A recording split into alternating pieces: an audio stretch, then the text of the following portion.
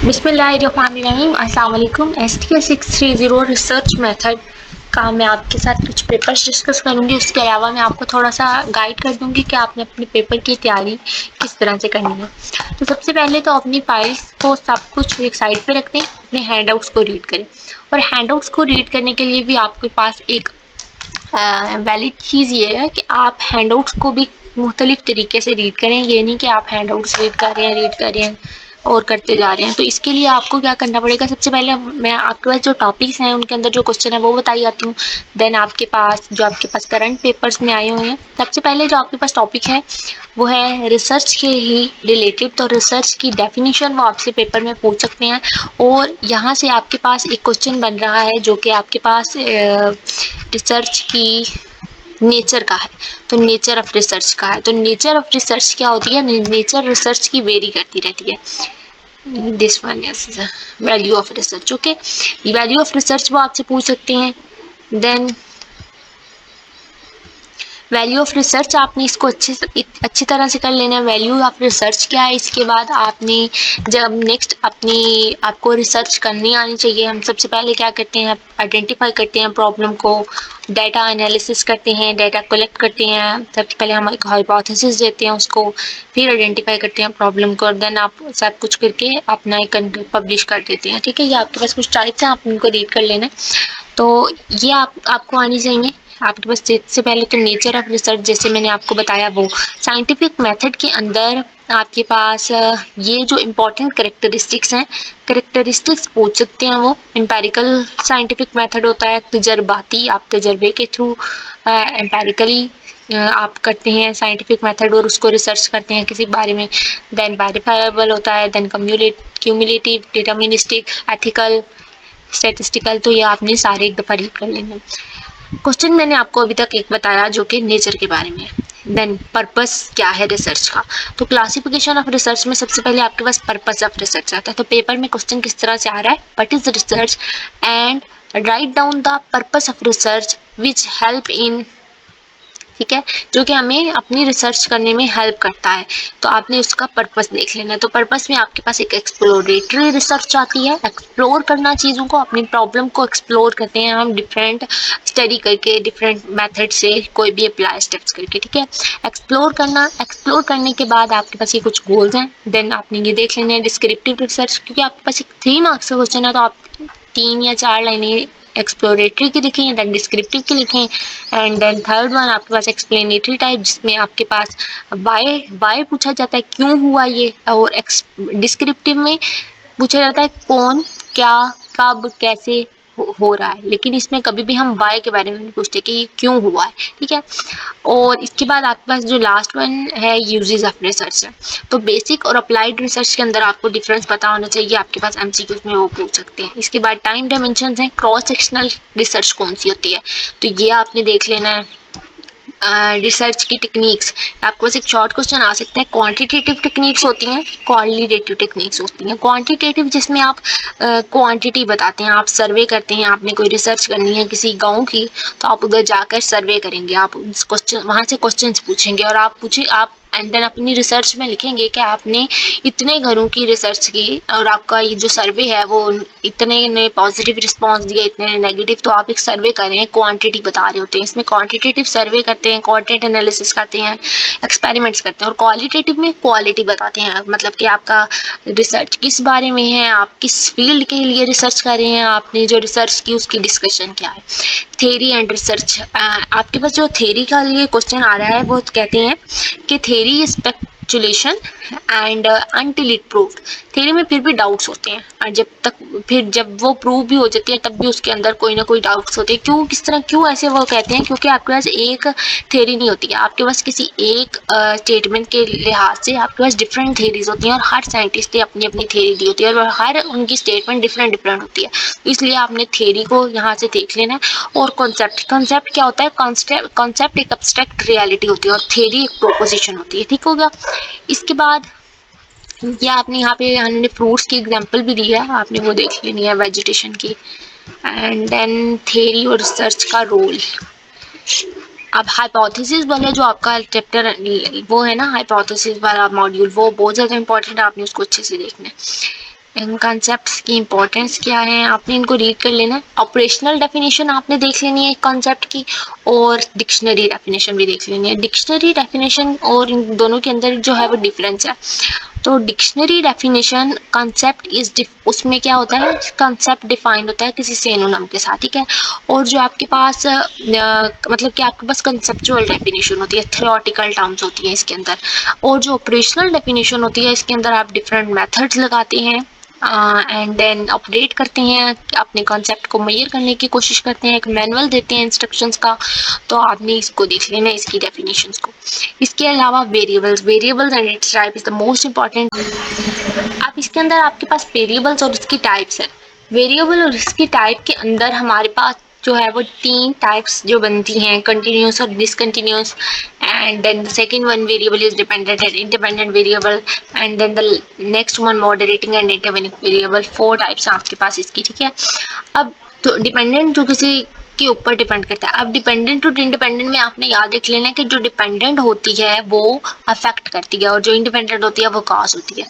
और continuous discontinuous variable है, बहुत ईजी सी डेफिनेशन है। जो आपकी वैल्यूज जो है वो न्यूमेरिकल वैल्यूज डिफरेंट प्रॉपर्टीज, आपके पास variables have different properties, to these properties we assign numerical values. If the value can be divided into fraction तो वो कंटिन्यूस, और अगर वैल्यू डिवाइड नहीं होती है फ्रैक्शन में तो वो डिसकंटिन्यूस। आप जेंडर ही ले लें तो जेंडर आपके पास अगर सिंपल जेंडर है तो आपके पास एक कंटिन्यूस वेरिएबल है, और जब आप जेंडर को डिवाइड कर देते हैं मेल एंड फीमेल में तो आपके पास डिसकंटिन्यूस वेरिएबल बन जाता है, ठीक है।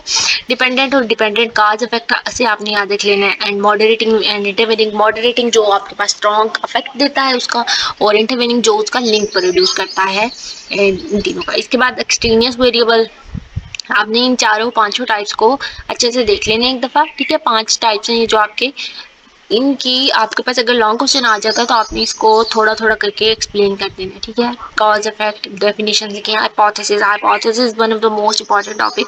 हाइपोथेसिस के अंदर से आपके पास आपकी जो हाइपोथेसिस की टाइप्स हैं। हाइपोथेसिस सबसे पहले तो होता क्या है, हाइपोथेसिस होता है जो हम सोचते हैं उसको हम हाइपोथेसिस। आपने किसी बारे में रिसर्च करनी है, आप जो कुछ सोचेंगे कि मैं ये सोच रहा हूँ कि मेरी जो रिसर्च है वो यहाँ से, मेरी सोच यहाँ से स्टार्ट होती है तो उसको आप हाइपोथेसिस कहेंगे। अब हाइपोथेसिस के अंदर भी आपके पास टाइप्स हैं। डिस्क्रिप्टिव हाइपोथेसिस है जो कि आपके पास सिर्फ एक वेरिएबल कंटेन करती है। इसके बाद जो नेक्स्ट टाइप है वो रिलेशनल हाइपोथेसिस है। रिलेशनल हाइपोथेसिस आपकी हाइपोथेसिस को डायरेक्शन देती है। ये आपके पास डायरेक्शनल भी हो सकती है, नॉन डायरेक्शनल भी हो सकती है, पॉजिटिव हो सकती है, नेगेटिव हो सकती है, कोरिलेशनल हो सकती है। तो ये आपके पास हाइपोथेसिस किसी भी तरह की हो सकती है। इसके बाद इसकी कोई टाइप्स हैं कोरिलेशनल और एक्सप्लेनेटरी, आपने देख लेनी है। इसके बाद नल हाइपोथेसिस, नल आप मतलब कि कोई रिलेशनशिप नहीं होता आपकी वेरिएबल्स के अंदर तो वो नल हाइपोथेसिस, या वो रिलेशनशिप जब आपके पास जीरो। और अगर नल हाइपोथेसिस जब रिजेक्ट हो जाती है ना अगर, तो वो मतलब कि आपके पास अल्टरनेटिव हाइपोथेसिस एक्सेप्ट हो जाती है। तो अल्टरनेटिव हाइपोथेसिस इसका रिवर्स है नल हाइपोथेसिस का। तो आपने इसकी ये पांचों टाइप्स को अच्छी तरह देख लेना। पांचों टाइप्स आपके पास इंपॉर्टेंट है। यहाँ दिन आपके पास ये जो स्टार्टिंग में ये लिखी हुई थी ना, हाँ ये level of job of commitment, ये जो चार लिखी हैं, ये चार आपके पास इन चारों पांचों टाइप्स के अंदर उन्होंने यही एक्सप्लेन किए हुए हैं, और इन्हीं चारों के अंदर से आपके पास एमसीक्यूज बन रहे हैं, ठीक है। कोई एक एमसीक्यूज तो जरूर आ रहा है।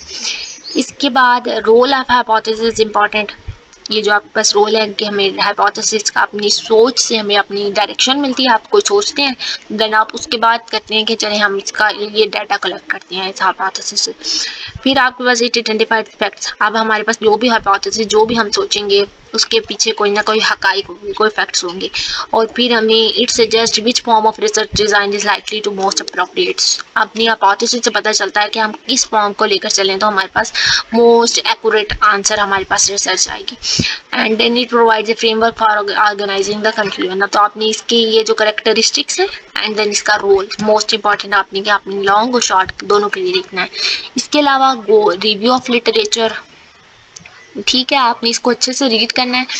अभी मैं आपको एक और बात बता देती हूँ, आपने ये नहीं करना कि आप हैंड आउट रीड करें सारे हैंड आउट रीड कर लिए, समझ कुछ है नहीं है। तो अब आपने क्या करना है कि आपने आपके पास जो भी टॉपिक है, जैसे अभी हमारे पास में आपको टॉपिक नंबर, हम ना यहाँ से चलते हैं, रुकें, वैलिडिटी,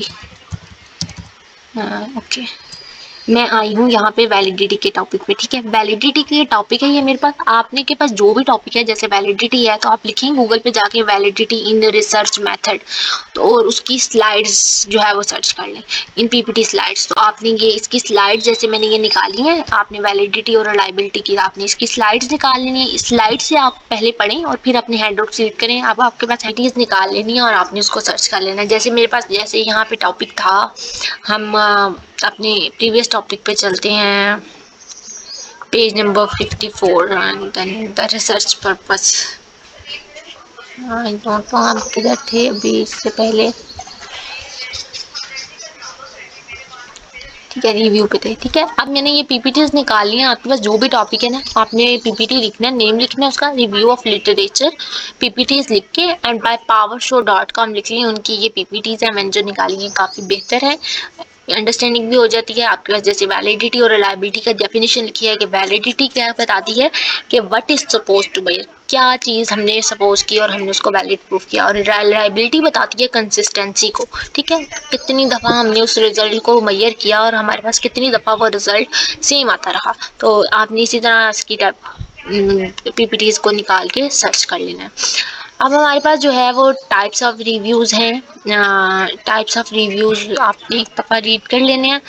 एंड आप जो चीज़ इंपॉर्टेंट है मैं आपको वो बता देती हूँ। डिज़ाइन, रिसर्च डिज़ाइन करनी आनी चाहिए आपको, किस तरह से आप बुक्स से देखते हैं, डिजर्टेशन से देखते हैं, मकाला जिसको कहते हैं, गवर्नमेंट डॉक्यूमेंट, पॉलिसी रिपोर्ट्स, आप डिफरेंट से रिसर्च करते हैं तो आप रिव्यू लिखते हैं किस तरह से हैं, ये भी आपके पास पेपर में आ सकता है। अभी हम कुछ क्वेश्चन देखेंगे उसमें। अब थ्योरेटिकल फ्रेमवर्क में भी आपके पास एक क्वेश्चन आया हुआ था, क्वेश्चन मुझे अभी अच्छे से याद नहीं है। अभी मैं आपके साथ जब क्वेश्चन डिस्कस करूंगी तो मैं आपको थ्योरेटिकल फ्रेमवर्क का क्वेश्चन बता देती हूँ कि थ्योरेटिकल फ्रेमवर्क से रिलेटेड क्या क्वेश्चन था।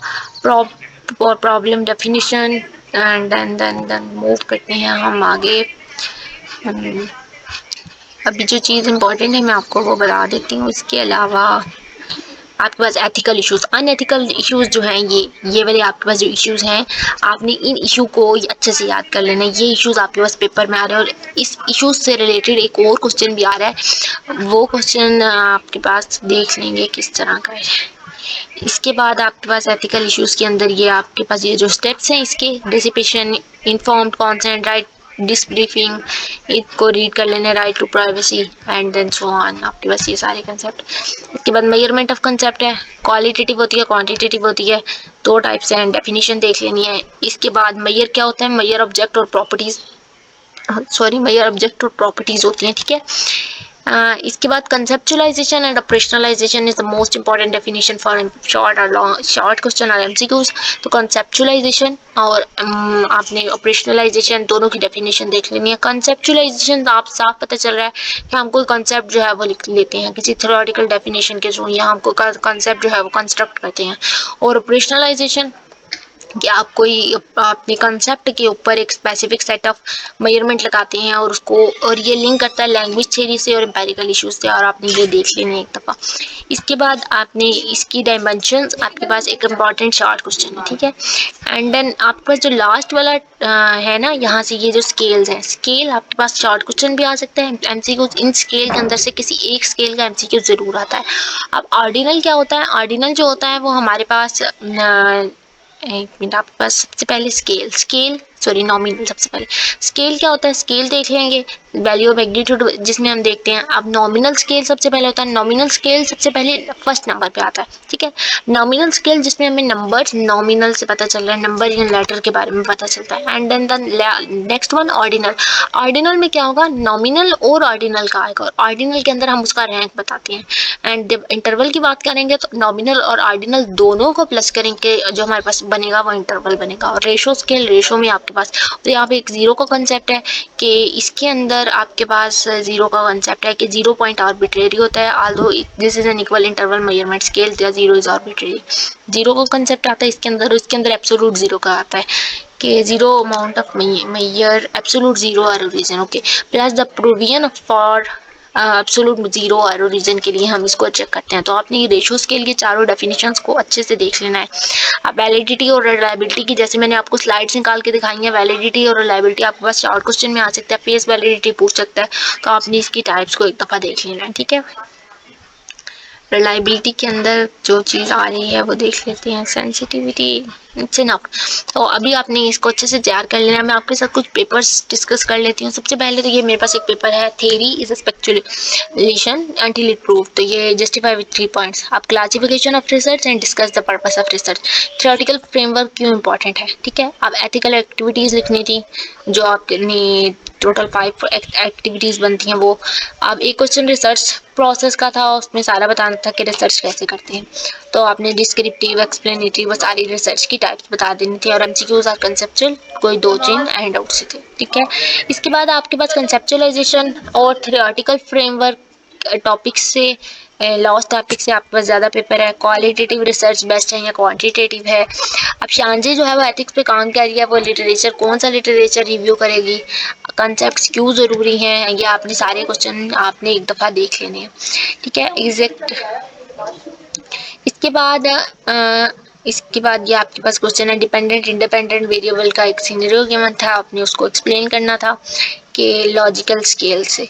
देन रिपोर्ट राइटिंग, सबकी आपने स्लाइड या पीपीटी जो भी आप निकाल लें किसी भी वेबसाइट की और उसको चेक कर लें। ये आपके पास कुछ पेपर्स हैं जो आप क्वेश्चंस नोट डाउन कर लें और उस क्वेश्चन को जो है अच्छे से तैयार कर लें। अभी तक के लिए इतना ही। वीडियो अच्छी लगे तो लाइक करें, चैनल को सब्सक्राइब करें, अपने फ्रेंड्स के साथ शेयर करें। अल्लाह हाफ़िज़, थैंक यू।